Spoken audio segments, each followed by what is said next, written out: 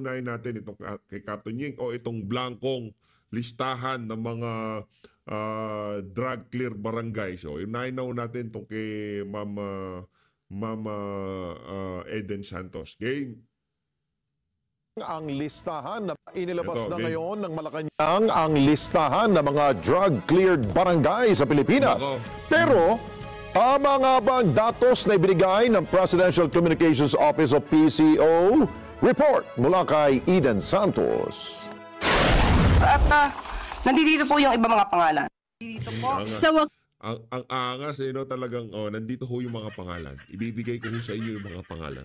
Kasi nagbigay na ng listahan ng Malacanang ng mga pangalan ng mga barangay sa bansa na idiniklarang drug-cleared ng administrasyon ni Pangulong Ferdinand Marcos Jr.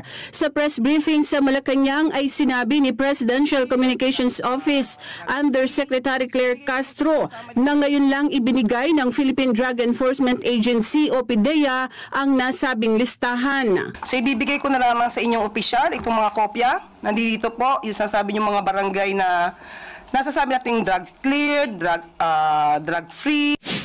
Hawak na natin ngayon yung listahan ng mga pangalan ng drug-cleared na mga barangay nationwide ayon sa Presidential Communications Office o PCO sa pamamagitan ni Undersecretary Claire Castro. So tiningnan natin yung mga listahan. Walang nakalagay kung kailan nagsimula na na-cleared yung barangay sa illegal na droga. Nakalagay lamang ay as of June 2025. Mga bilang lamang po ng mga barangay yung nandito at wala yung mga pangalan ng mga barangay na... Yan na nga ho ba sinasabi natin, di ba? Hindi ho sila makakapaglagay ng pangalan ng barangay dyan. Kasi babalikan ho sila ng mga residente dyan sa barangay na maipapasali dyan sa listahan na yan. Halimbawa, yung barangay natin napasali dyan. Magsasalita tayo, paano nangyaring drug clear? Yan daming bang dito, di ba? Halimbawa, ito, number ng barangay, Batanes. Ang drug clear daw, 8 barangay. Unaffected. Anak ng tokwa, walang kwenta tong listahan na to. Kailangan isampal to kay Anti-Claire Castro. Kung magbibigay ho kayo ng report, siguraduhin nyo na hindi sasambulat sa pagmumukha nyo. Drug-free. Ano kalokohan ito? Pagka linagay nyo dyan, yung probinsya, ganun-ganun na lang. Ito ang sinasabi nila na para lang sa optics. Para lang masagot yung mga katanungan, para lang masabi na okay, may binigay kami kay Eden Santos. Ito matindi dito mga kababayan. Sa dami ng network na nandyan sa Malacanang press corps na yan, katangi-tangi itong si Ma'am Eden Santos, katangi-tanging gumawa ng report dyan sa drug clear barangays. Kasi hindi ho nila ginagawa ng report kasi bayad ho sila ng Malacanang. Hindi ho nila pwedeng usisain yung mga pinaggagawa nitong si Anti-Claire. Kung ano man ang sinasabi ni Anti-Claire, dapat tanggapin yon ng kung sino man mga reporter sa Malacanang nang ganun-ganun na lamang. Magbibigay ka ng listahan, walang pangalan. Anong klaseng listahan yan? Hindi na nga tinatanong, dapat hindi mo na binigay, Ante. Ating nang naitanong dun sa previous briefing. Nung tingnan natin ay halos kalahati nito, kaya pala siya makapal. Habang pinapakita niya kanina sa briefing, kalahati po nitong mga to ay mga blankong papel. Kakalungkot. Ganyan hong ugagin ng Malacanang ang mga taong bayan. Kung iperinisinta nitong si Claire Castro, itong listahan na to, akala mo napakarami. Yun pala, yung kalahati nung isang bundle na mga papel na ibinigay dito sa mga taga Malacanang, wala namang laman. Okay lang yung kalahati, okay lang 5 pirasong na bond paper, di ba? Wala namang problema dahil listahan lang naman yan eh. Pero para ipakita sa media na napakakapal ng papel na ibinigay para masabi na napakarami ng mga drug clear barangay, kabalbalan ho yun. Anak ng tokwa, kung sino man ang nag-o-orchestrate diyan sa Malacanang press corps na yan, mag-resign na ho kayo. Anak ng tokwa, hindi ho kayo effective sa trabaho nyo. imbis na ipaliwanag nyo ang tunay na estado ng ating bayan sa sambayan ng Pilipino, pinipilit nyong tinatago dito sa mga ganitong cheap na pamamaraan. Magbibigay kayo ng dokumento kalahati blanco para mapakita na makapal maraming mga nasa listahan. Anak ng Petrang Garapata, diyan tayo nagkakaproblema. Dapat pati itong si Auntie Claire mag-resign na rin eh. Sa July 3, 2025 press briefing ay ipinagmalaki ni Castro na nasa 4,027 barangays na ang cleared sa illegal na droga. Mula July 1, 2022 hanggang May 31, 2025, umabot na sa 4,027 barangays ang naideklarang cleared sa illegal drugs. Ito ay sa ilalim ng Barangay Drug Clearing Program. Pero taliwas ito sa bilang ng mga barangay na nakalagay sa ibinigay na kopya ni Castro mula sa PIDEA. Sa datos ng PIDEA as of June 2025, nasa 25,061 barangays ang drug cleared sa buong bansa. Bukod pa ito sa mga barangay na idineklarang drug-free ng PIDEA. Napakarami po at Matinik talaga tong si Ma'am Eden Santos, kaya gusto siyang tanggalin dyan sa Malacanang eh. Tinik ho yan sa lalamunan nitong si Claire Castro. Hindi ho makaporma itong si Claire Castro pagka ang kaharap na niya itong si Ma'am Eden Santos. hindi ko po ito mababasa sa inyo. Mauubos po ang araw natin kung mabasahin ko sa inyo bawat isa.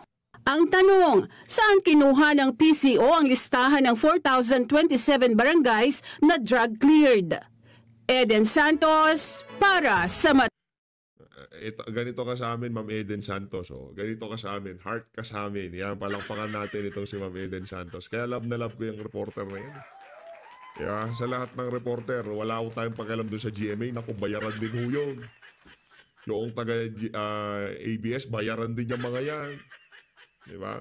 Kung ano-anong pabor siguro ang binibigay sa kanila, kaya hindi nila mabanata ng Malacanang. Isa-isang reporter, wala na SMNI dyan eh. Kung merong representante SMNI dyan, malamang sa malamang, mabibigat din ang tanong. Sa lahat ng reporter sa Malacanang, heto lang ho ang nagtatanong na kung saan ginagamit niya ang kanyang sentido komon. At hindi yung tipo na tanong na galing mismo sa Malacanang at pinapabasa dito sa mga reporter na to. Huwag ho kayong magpaloko mga kababayan. Punta na ho tayo dito kay Katonying. Nagsalita na rin ho siya diyan sa issue na yan, itong si Ma'am Eden Santos. Pakinggan natin itong mga kababayan. Santos, pambihira naman si Eden. Talagang pinili namin, Eden, yung pinakamaganda mong picture, ha? Alam niyo, itong si Eden Suarez, hindi niyo po... yan, tama po kayo. Ang kanya pong totoong pangalan ay Eden Suarez. Tapos nung nagkaasawa na siya po ay naging Eden Santos na, no? Hindi niyo po na itatanong ay matagal ko na pong nakasama yang si Eden eh. Kung di ako nagkakamali baka malaman yung edad ano. Mga nasa humigit kumulang 30 taon. Ako po kasi nasa media, nagsimula ako ng 92, 33 years na po ako sa media. Si Eden mga humigit kumulang, mas matanda ako diyan eh, mga 25, 26 o 26 years na sa media to. Kasama ko po lagi yan at napakasipag na bata. Ang isa pa pong reporter na masipag din, na sabi niya jack of all trades. Ito pong isa pong kaibigan din namin pero pumanaw na, ito pong si May Rivera. Ayan, mga kasama natin sa Eagle Broadcasting Corporation. Nung ako po'y reporter pa sa DZEC noon, at ang totoo, kahit na ako'y napirata na ng DZMM, ABS-CBN, mga kaututang dila pa rin natin yan. Ito sila Eden Santos. Kaya pwede ko pong sabihin that I know this girl, I know her principal. Alam ko din kung gaano siya kalalim, gaano siya kapassionate sa kanyang ginagawa, gaano siya maaasahan, at gaano niya pinagbubuti kung ano man yung assignment na ibinigay sa kanya kahit saan pa yan. This past few months, mula nung naging Palace Undersecretary, Press Officer, ito po si Attorney Claire Castro, ay laging nakakababag ng Malacanang ito pong si Eden Suarez, because she is covering for Net25. Kung po yan hindi naman siya negatibong konotasyon, pero matabil ang dila nito si Eden. Matalim Matabil ang nga. dila niyan. Oh. And she will never hesitate to ask any question under the sun, basta't alam niya na dapat tong masagot o mabigyan ng dapat mabigyan ng katugunan. That's Eden Santos. Siyempre, kapag ka ikaw ay nasa receiving end ng matatalim na tanong ni Eden Santos, mabubusit ka naman talaga. Mabubusit ka kay Eden. In the same manner, naalala ko tuloy, when I was Vice President of Malacanang Press Corps, nung nagko-cover po ako ng dating Pangulong Gloria Macapagal Arroyo, at araw-araw ang humaharap sa amin sa presscon was then Presidential Spokesperson Rigoberto Tiglao. Nabubusit din sa amin si Rigoberto Tiglao sapagkat ako, kasama ko si Vic Sumintak at saka itong si Hilka Bakungan, we're always asking the hardest question siguro sa press corps na wala po sa outline o sa script, so to speak, na inilalatag po nila. So talaga Script po mga kababayan. Kaya nga tinawag na press briefing yan eh. Bago sila mag-uumpisa, nagbi-briefing muna sila. O ikaw, GMA, ito yung tatanong mo kay Auntie Claire, o dyan sa News 5, yan ang itatanong nyo kay Auntie Claire. Nakita nyo ba mga kababayan kung ano yung naratibo na nangyayari sa daan o sa labas ng palasyo ng Malacanang, yung gusto nilang itulak na naratibo na magaling si Marcos, napakahusay na nangyayari sa administrasyon, yun ho ang tinatanong nitong mga bayarang network na to. Maliban na lamang yung Net25 ika. ganun ganun po ang buhay ng reporter, ano? Hindi para magmagaling, kundi kung gusto mo makakuha ng mainam na istorya, you will never fear. You will never be afraid to ask the hardest but the most sensible question. Ganun po dapat, ano? Trabaho lang, trabaho lang, walang personalan. So, si Eden po, laging nagtatanong ng nakakabusit in so far as Malacanang is concerned. Baka nakakabusit sa perspective ni Attorney Claire Castro, baka nakakabusit sa paningin ng mga taga-Presidential Communications Office o PCO, baka nakakabusit sa paningin ng mga supporters ni Pangulong Bongbong Marcos, but be that as it may, sabi nga po ng mga Inglesero, trabaho po ni Eden ang magtanong. Correct. Opo, trabaho po ni Eden ang magtanong. Kaya nga tanong di ba? Kaya nga siya reporter. Ang trabaho po ng reporter is basically to inquire, to elicit answer from a resource person. Taga Malacanang Press Corps po siya. So ang laging nakaharap po sa kanya, ito pong si Attorney Claire Castro. Okay. Hindi naman po siguro ipagkakaila ng Malacanang na nabubusit sila kay Eden Santos. At marami na po tayong mga napanood na mga video clips, marami na po tayong napanood ng mga vlogs, pati nga yung mga vloggers na mahilig mag-fake news, kine-carry yung mga tanong ni Eden Santos sa Malacanang. So depende nga kung saan ka nakatayo, matutuwa ka, on the other hand, ay mabubusit ka naman kay Eden wherever you stand. Ano po? Kung saan ka nakatayo. Ito na po mga kaibigan. Ito na sinasabi nating mga tulongge sa Malacanang. Pero bago lang natin ipagpatuloy ang mga tulongge sa Malacanang, ay gusto lang po nating ba't ba napunta tayo doon? Anyway, mabalik lang ako na ganun talaga ang buhay ng reporter at buhay ng government official. They are always adversarial to each other. Ano po? Pero ang kagandahan naman, in fairness kay Attorney Claire Castro, Yeah. Tingin ko naman hindi naman niya itinuturing na kaaway si Eden Santos. Ito Oh. galing sa puso ko to. Ang tingin ko, ang basa ko, si Attorney Claire Castro, hindi niya itinuturing na kaaway si Eden Santos, bagamat paminsan-minsan, nabubusit siya ni Eden Santos. Katunayan, meron niya isang larawan na pinadala pa sa akin si Attorney Claire Castro, ano? At meron ba tayo nung no? Yung picture na, alam ko, pinost din ng Net25 yun no?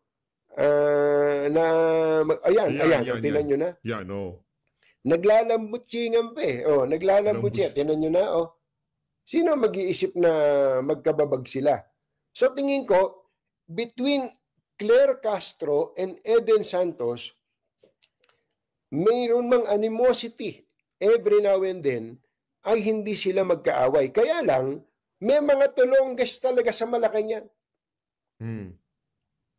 na hindi yata alam kung anong kanilang trabaho. Naturingan pa naman na sila'y mga dating reporter. Alam niyo po ang tinutukoy ko? Isa pong kabuktutan, didiretsuhin ko na, isang kabuktutan ang ginawa ng isang tulongges dyan sa Malacanang.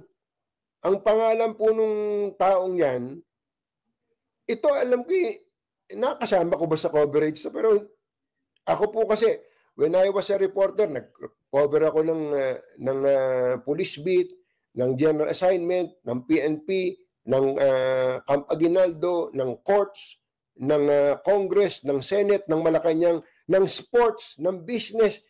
Yun po ang aking assignment. Pero hindi ko matandaan kung nakasama ko sa coverage itong si Errol Kabatbat, ASEC Errol Kabatbat Mantakin ninyo mga kababayan, nagsulat itong si Errol Kabatbat, ng liham sa Net25. Ito pong si Assistant Secretary Errol Kabatbat. At alam niyo ba ang kanilang sinasabi sa sulat na ito, mga kababayan? Kundi ba naman ng aano to Gusto nila tanggalin. Ang gusto nila tanggalin itong ng Net25 si Eden Santos bilang reporter na naka-assign sa Malacanang. Nako, sinasabi natin Ano ba itong taong to? Saan ba niya napulot yung ganong klase ng kapangyarihan? O sakop pa ba? Alam ba nila na hindi nasakop ng kanilang kapangyarihan niya? Ang sinasabi po nila, meron daw pong violation ng protocol. Ito pong si Eden Santos sa pagkukover sa Pangulo. At meron nga daw pong pangyayari na nilapitan daw po ni Eden Suarez si Pangulong Bongbong Marcos na labag daw po sa protocol. At hindi lang daw po minsan, 2 beses pa yata na nilapitan ni Eden ang Pangulo. Nung po bang ang Pangulo naging witness sa pag-destroy sa mga illegal drugs ng PDEA. Sumakit ang ulo ko. Alam mo, Mr. Kabatbat, Kabatbat nga ba ang pangalan nitong tao na to? Kabatbat, Alam mo, Mr. Kabatbat, ayan. Kilala ko to. Naalala na kita, na-cover, baka nakasama kita, tama, Errol Kabatbat. Siya po ay Assistant Secretary Errol Kabatbat ng Presidential Communications Office. Mukha pa lang sinto-sinto na katonying Mantakay mo pati yung mga ganong klaseng bagay pinakikialaman niya sa Net25. Di ba?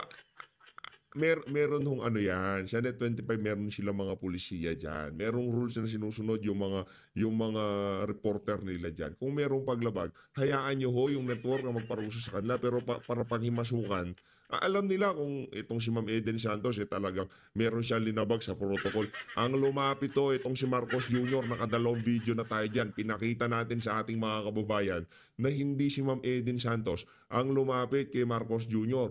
Itong si Bangag, linapitan niya yung mga reporter at nakipagkwentuhan. Noong tinanong na siya, bigla siyang tumakbo. Alam mo, pare ko, kung meron ka mang dapat nasitahin, kung bawal palang makalapit sa Pangulo ang reporter, kung meron ka man dapat sitahin, ang Presidential Security Group. Oo. Bakit sila pumayag o naging maluwag na pinapasok o pinalapit si Eden Suarez Santos kay Pangulong Bongbong Marcos kung bawal pala yun? Higi nga. Kung meron talagang mga pwestong hindi pwedeng puntahan ng reporter sa pagkukover sa Pangulo, dapat makikita mo talagang hindi makakapasok. Isip-isipin mo, Asek papaliwanag ko lang sa iyo, isip-isipin mo, kung ginagawa nyo ng issue itong paglapit ni Eden Suarez Santos sa Pangulo, kung ginagawa nyo issue yan, dapat gawin yung issue. Ganun ba kaluwag ang pagbabantay ng PSG kay Pangulong Bongbong Marcos? Paano ko ang lumapit sa Pangulo, may daladalang stick ng banana cute, sinaksak na lang sa leeg ang Pangulo? Diba? Hindi ba? Diba? Diba? Bakit yun ang sisisihin mo, yung reporter? Ang sisihin mo, yung PSG. At ngayon, dahil dun sa sinasabi niyong paglabag ni Eden Suarez Santos sa protocol, hihilingin mo na tanggalin o pinatatanggal mo sa Malacanang press corps si Eden at palitan ng ibang reporter, sino ka? Nako, yari ka baka dyan. kayo dapat napalitan dyan. Hindi kaya Galit kayo ang na. Dapat natanggalin dyan. Galit na si Gaton yung kinantin niyo si Ma'am Eden Ako, di ba sabi ko, love na love ko yan. Crush ko nga yan si Ma'am Eden Santos kasi mahusay talaga. Nabilib tayo. Talagang yung paghanga natin dyan sa alin na yan. Kaya hindi tayo nagtataka kung bakit itong si hindi naman siya pinagtatanggol. Kumbaga, pinapaliwanag lang dito ni Kato Nying na yung ginawa ng nitong mga taga PCO, PCO nga dyan sa mga taga Malacanang, ika nga wala na sa hulog. Dyan, dahil hindi nyo naman yata naiintindihan yung trabaho ninyo. Nako, nagalit nyo si Kato Nying.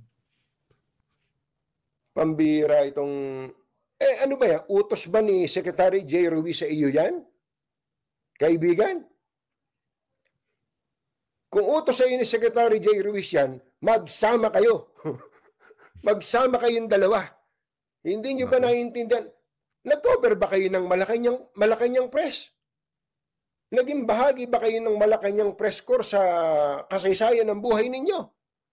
Hindi nyo ba naiintindihan ang mga alituntunin dyan? Mabuti ang Malacanang Press Corps naglabas ng kanilang stand at sinabi nilang hindi sila pumapayag dun sa kahilingan o yung parang ini-impose nitong Errol Kabatbat na palitan si Eden Suarez. Mabuti na lang at ang Malacanang Press Corps ay nanindigan. Pambira itong mga taong ito. Uulitin ko, alam nyo ba ang ginagawa ninyo? Hindi na ba kayo nahiya? Imbis na ang maging resulta ng inyong pagtatrabaho, kung nagtatrabaho man kayo, ay maging kaibigan ang mga nagko-cover sa Pangulo. Dahil importante yun meron pong working relationship ang media at ang gobyerno. Nagiging adversarial pa kayo sa mga mamamahayag. Baka nakalimutan nyo na kaya kayo nandyan para ipalaganap ang alin? Ang mga programa ng inyong principal. Sino ba principal ninyo? Ang Pangulo. Ang dapat na nalalagay sa balita, kaibigan, ay ang Pangulo, ang inyong principal. Siya dapat ang laman ng balita. Yung mga mabubuting ginagawa niya, kung meron man, ang laman ng balita. Ano laman ng balita ngayon? Kayo! Kayo laman ng balita. Mga tinamaan kayo ng magaling, oo. Mr. President, pagtatanggalin nyo na itong mga to at pabigat lang sa inyo to. Palagay ko, hindi lang itong si Errol Kabat-Bato. Pagtatanggalin nyo na yung mga yan. I-wipe out na yung Nako. mga hindi nila alam ang kanilang ginagawa. Nako, yari. Ang pinagbubutihan ninyo kung paano gigipitin ng media. Ang pagbutihan ninyo ay kung papaano magiging malaganap kung meron mang ginagawang mabuti ang administrasyong ito. Kung meron yun ang trabaho ng Presidential Communication Office. Di ba? Yun, PCO, yun ang trabaho nila. Pero para tanggalin nila yung mga reporter na hindi nila nahahawakan sa lege, hindi naman watapid yun. Ang pinagdidiskitahan nyo ay ang media. Sabi nga, do not shoot the messenger. Pambira itong mga tao. Ayan, kayo laman ng balita ngayon. Tuwan-tuwa siguro kayo na kayo laman ng balita. Ako, uulit, katulad na lang nito. Ito, total, nabanggit ko na si Secretary J. Ruiz. Nakasama ko po siya sa ABS-CBN at wala naman po akong masamang tinapay kay Secretary J. Ruiz. Pero, Secretary J. Ruiz, ako naman tayong kapatid lang to, kahit di man tayo magkapatid at mas pogi ka namang dihamak sa akin, ano? Hindi ba kayo na-bypass? Di ba? Na-bypass kayo ng Commission on Appointments. Tapos, kayo ay nabalitang tatanggalin. Pagkatapos, kayo ay binigyan ng appointment na acting secretary. Ibig sabihin, na-downgrade na po yung inyong appointment. At tapos ngayon, Secretary J. Ruiz, ang balita ko po, sana hindi ito totoo, kayo daw po i-demote pa, gagawin daw kayong Director 4. Nako? Secretary, hindi nyo kailangan yan. Hindi nyo kailangan ng ganyang paglapastangan sa inyong dignidad. Kung ayaw sa inyo ng Commission on Appointments, ganun talaga eh. Kung ayaw sa inyo ng Malacanang dahil hindi naman siguro ninyo na i-deliver what was expected of you, huwag nyo namang alisan ng dignidad ang inyong sarili. Nako? Opo, huwag nyo namang alisan ng dignidad ang inyong sarili na baka tanggapin nyo pa yung posisyon na director from secretary, magiging Director 4 kayo para maging pinuno ng Presidential Action. Secretary, huwag niyo pong alisan ng dignidad. Ako po ay nagmamakaawa sa inyo. Bigyan niyo po ng dangal ang inyong sarili. Bitawan niyo na po yung pwesto na yan. Hindi po kayo mawawala. Hindi po kayo mahuhubaran. Hindi po kahinaan na mawala sa inyong posisyon na yan. You tried. Yes, you did your best. Sabihin nyo, you did your best. You tried your best. Pero hindi po ito ang buhay nyo. Kung mawala man po sa inyo yung posisyon na yan, at least buo pa ang inyong pagkatao. Huwag kayong tatanggap ng posisyon that is lower than secretary. At least dito po sa kaparehong ahensya na Presidential Communications Office. Secretary, maawa po kayo sa sarili ninyo. Opo. Love ko po kayo dahil nakasama ko po kayo sa ABS-CBN. But if you are not able to perform according to what was expected of you, hayaan nyo na sa iba yan. Sabihin nyo, at least ginawa ko ang best ko, hindi pa rin sapat, bigay nyo na sa iba. Pero yung tatanggap kayo ng posisyon, baka naman maintindihan ng iba dyan, kayo merong pinoprotektahan dyan. Meron ba kayong pinakikinabangan na hindi namin alam dyan? O baka ganun pa isipin na iba. Bitawan nyo na po yan. Wala pong halaga yung posisyon na yan kung ang kapalit naman po nito para po kayong aalisan ng dangal. Correct. Pambihirang pati. So, magpapatuloy po tayo.